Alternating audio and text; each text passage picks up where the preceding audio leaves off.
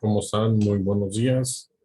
Vamos a hablar acerca de lo que es la electrocardiografía básica, que va a ser fundamental para el siguiente tema, que es síndrome coronario agudo o código infarto. En muchas ocasiones, cuando dejamos de estar estudiando los electrocardiogramas, llega un momento en que al realizar un electrocardiograma, pues podemos entrar en esta situación, ¿no? De poner en duda nuestra capacidad y al final de cuentas preguntarnos qué caramba serán esas rayitas que vienen en ese papel. Pero bueno, a final de cuentas el objetivo va a ser que ustedes tengan la capacidad de realizar un análisis en primer lugar de los fundamentos de la electrocardiografía, identificar cuáles son las arritmias y disritmias más comunes y lógicamente con esto determinar el grado de urgencia que va a presentar ese paciente. A final de cuentas, el electrocardiograma lo vamos a poder definir como un registro gráfico en función del tiempo y de las variaciones del potencial eléctrico.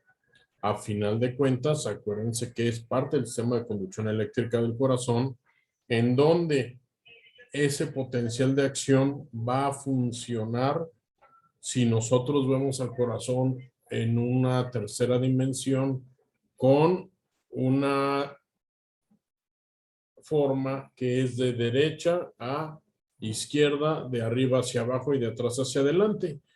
Esto para los que no nos gustaba la física, pues a final de cuentas es una sumatoria de vectores. ¿Por qué?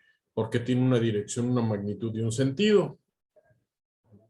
Y al final de cuentas, ese sistema de conducción eléctrico del corazón está compuesto por el nodo sinusal, el nodo aurículo-ventricular, lo que es el haz de His, la rama derecha, rama izquierda, y al final de cuentas, esto lo podemos nosotros interpretar en este funcionamiento cardíaco, en lo previsto en el libro Guyton de Fisiología, como el esquema de Wiggers, ¿no? Que a final de cuentas va en relación a lo que es la sístole, la diástole y desde luego la representación de cada una de estas ondas y segmentos. Y a final de cuentas, este sistema de marcapasos o sistema fisiológico de conducción eléctrica, tenemos que verlo hacia lo funcional, y es que el marcapasos habitual o primario es el que genera un impulso a través del nodo sinusal y nos da una frecuencia cardíaca entre 60 a 100 latidos por minuto. Tenemos el marcapasos de escape o secundario, que es en la unión aurículo-ventricular o nodo AB, que nos da una frecuencia cardíaca de 40 a 60 por minuto, y podríamos considerar un tercer marcapasos, que es el ventricular, que normalmente nos da una frecuencia de menos de 40 por minuto. Esto es muy importante debido a que con estos primeros datos ya podemos ir identificando qué le puede estar pasando al paciente. Ahora, a final de cuentas, lo que está ocurriendo en las células cardíacas es un efecto de despolarización y repolarización de una célula.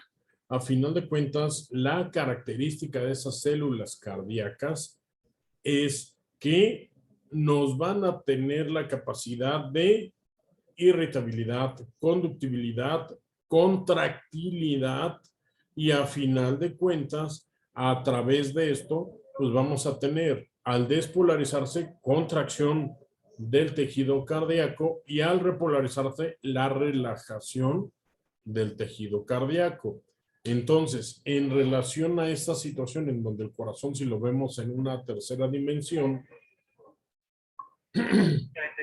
y con esa suma de vectores, siempre lo que nosotros vamos a identificar es cómo va a ir transcurriendo esa onda eléctrica desde el punto de vista donde va a ir viajando y donde lo estamos visualizando. Entonces, a esto significa que vamos a tener deflexiones positivas, deflexiones negativas en relación al vector, que es de despolarización, o el vector de repolarización a final de cuentas. Y esto nos da a entender que tenemos diferentes derivaciones. ¿Qué significa? Pues estas derivaciones lo único que significa es cómo lo estamos viendo a ese corazón en diferentes espacios, en diferentes formas.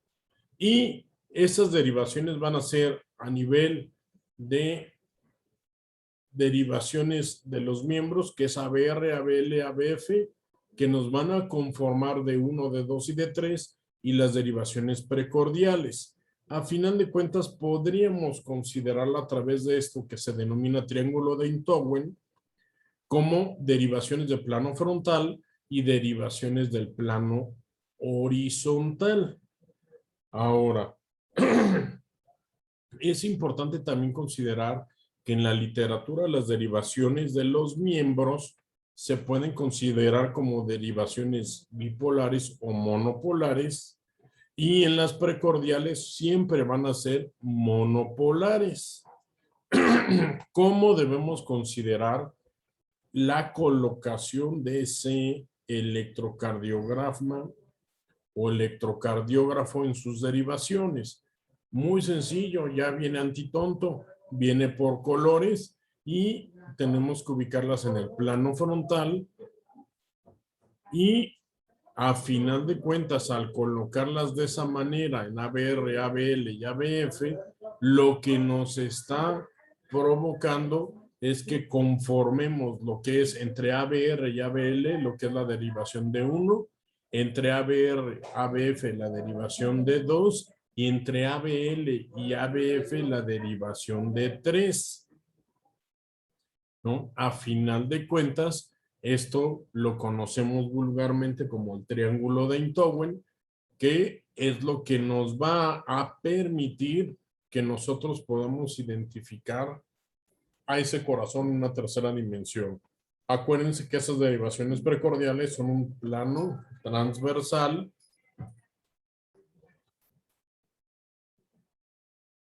Entonces, estas derivaciones precordiales que deben 1 a B6, lo único que estamos tratando de identificar es cómo están observando a través de esa sumatoria de vectores en relación a el eje anatómico y el punto de vista. A final de cuentas, esto lo podemos considerar como progresión de esa transmisión o conducción eléctrica. La forma correcta de poder colocar los electrodos del paciente es de esta manera, en donde siempre tenemos que colocarlas de esta índole para no tener una alteración y desde luego un error en la interpretación electrocardiográfica.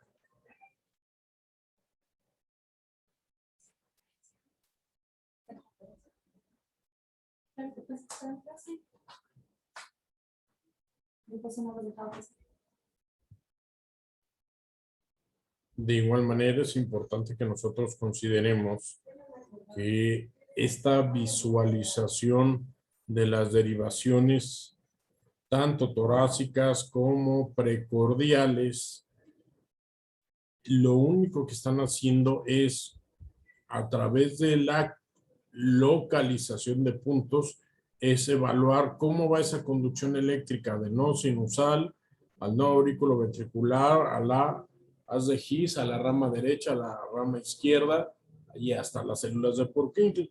A final de cuentas, esto también considerando que este corazón va en relación a una posición y la toma de grados positivos y negativos, lo cual nos va a dar una representación tridimensional de la actividad eléctrica del corazón. Por tal motivo, cuando nosotros tenemos el papel electrocardiográfico, vamos a tener dos situaciones, lo que es el voltaje y lo que es el tiempo.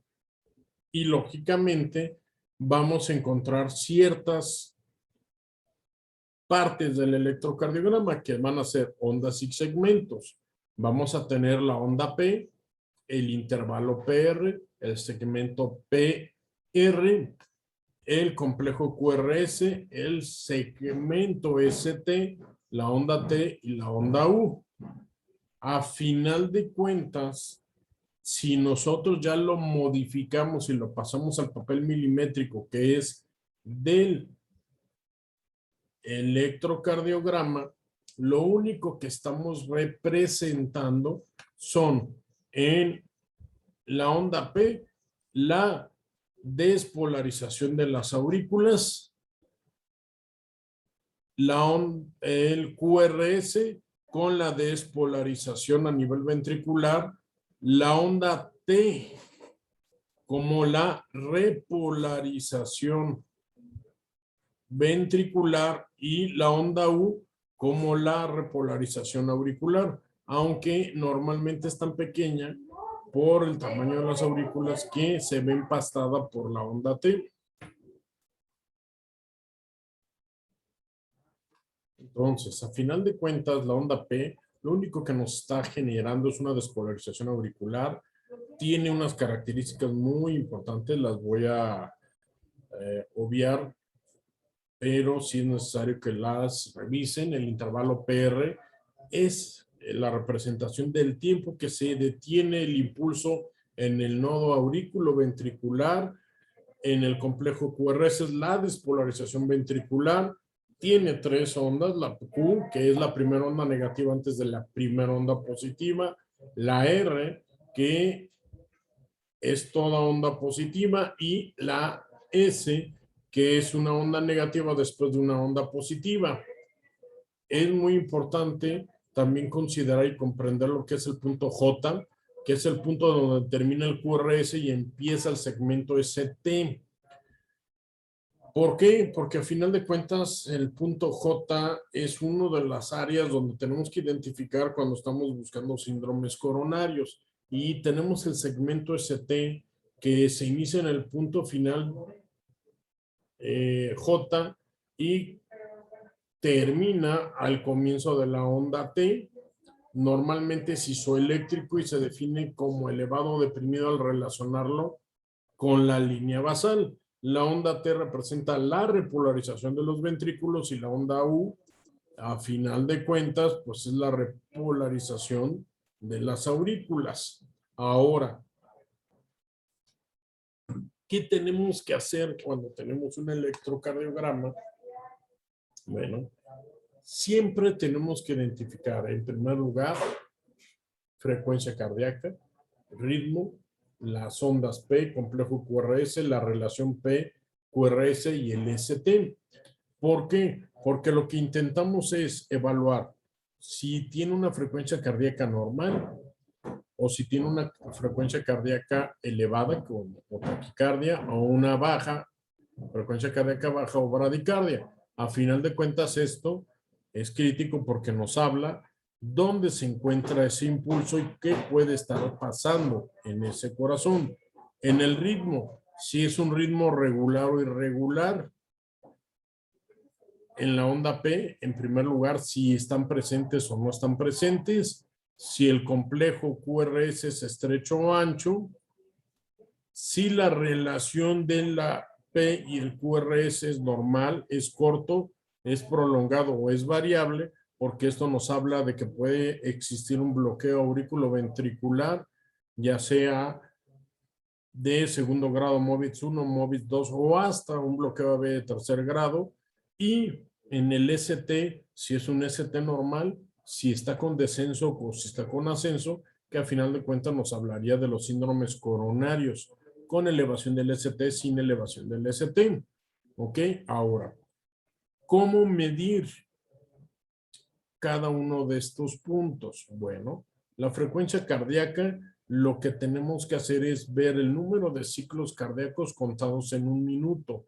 Habitualmente, lo que hacemos es tomar ese papel milimétrico y hacer la medición. Hay personas que ya cuentan con reglas para poder medirlo de manera mucho más sencilla, sino muy fácil. Tomamos nuestra onda R y lo vamos a medir hasta la siguiente onda R. Entonces, si nosotros lo vemos, vamos a empezar a contar 300, 150, 100, 75, 60 y nos vamos hasta la siguiente, que es 50. Y cada cuadrito pequeño nos va a dar que son 4.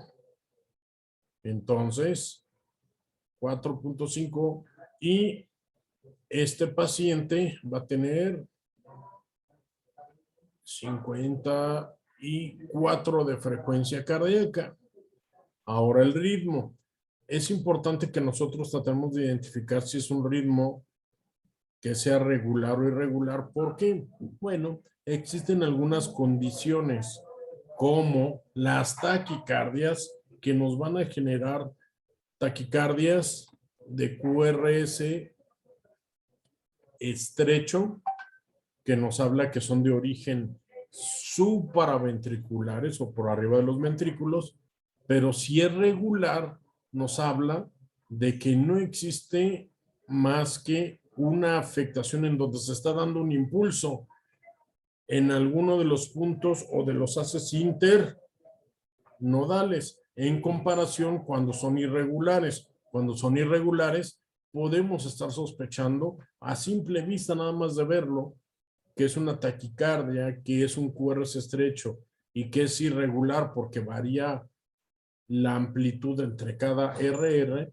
Esto nos habla de la principal disritmia, que es la fibrilación auricular.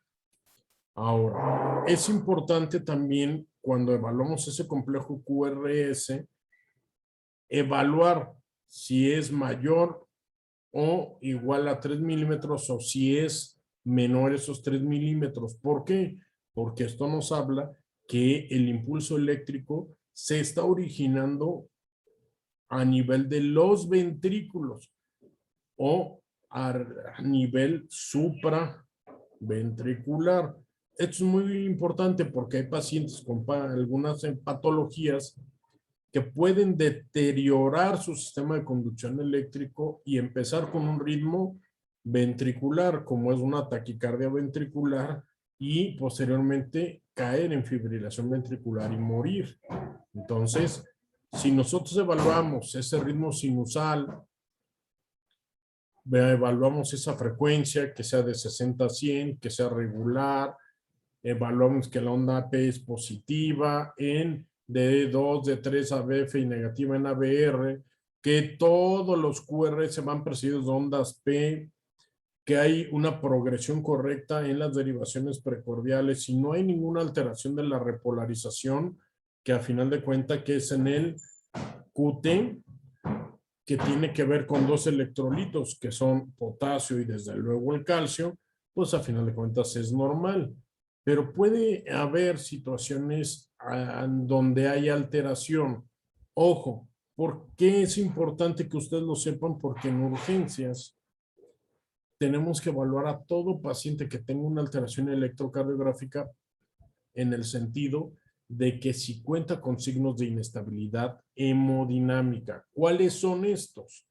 Disminución del estado de conciencia, hipotensión arterial, dolor torácico o que tenga datos neurovegetativos como mareo, náuseas, diaforesis o ganas de evacuar. ¿Ok?